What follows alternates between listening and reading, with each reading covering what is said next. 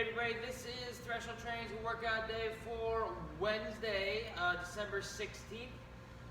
Today's workout, we're going to do some light to moderate squatting with the overhead squat. Every 90 seconds for 12 minutes, we're going to do 3 overhead squats from the 0 to the 6-minute mark, and every 90 seconds within that 6-minute window.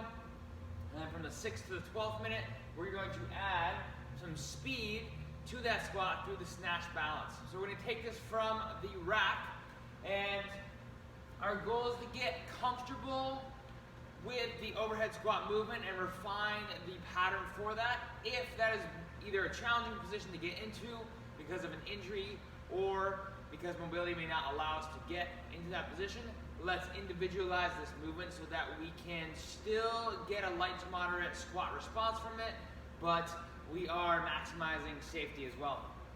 So we're going to take a wide grip on the bar. When we take it from the rack, it's going to be on our back. We're going to press it up and into position here so that my armpits are facing forward. My head is right in front of my shoulders, and I'm actively pressing up against the bar. From here, I widen my feet to shoulder width stance, and I'm going to sit down into a squat, work my hips back as I go down. When I work my hips back, the bar will want to go forward. I'm going to press up and back slightly to keep it over my neck. From there, I will come to standing. So it's really important to make sure that we are active into the bar with our shoulders the whole way down. So some ways to practice this can be some squat therapy against the wall and practicing pressing up and back as you squat in front of the wall. You can also do this in the rack. Sometimes it's also helpful to sit on a box first, get into position overhead, and then begin to find your squat position with your legs while maintaining that overhead position. So you're just working that bottoms up position. Sometimes getting into position at the bottom to start can be easier than to go up versus trying to figure out how to position yourself in standing and then go find your squat position.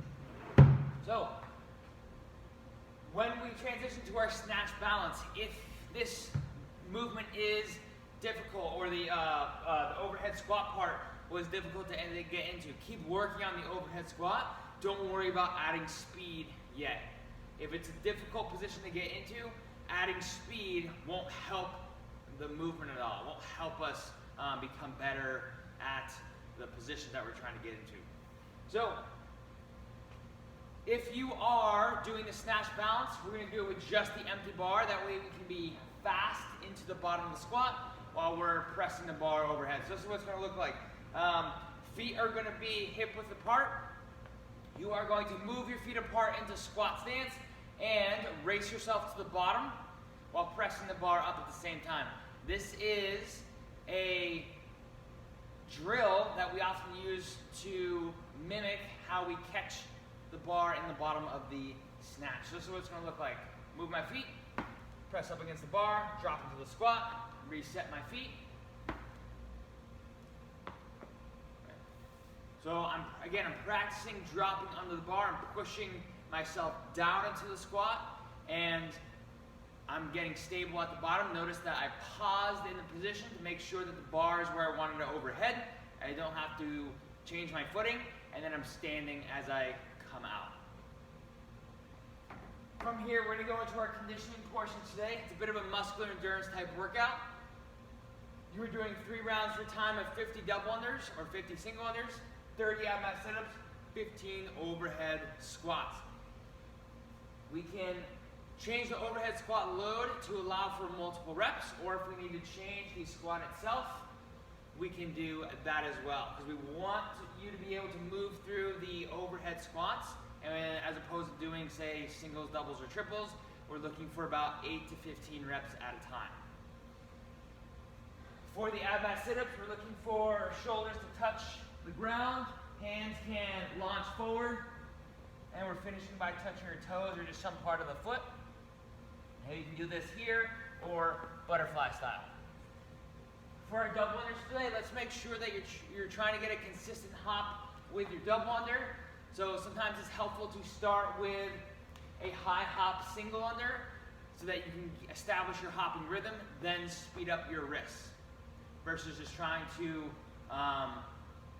attempt a double under right out from the get-go. Start with a single under, start with that high hop, get that high hop nice and consistent, then add the wrist speed.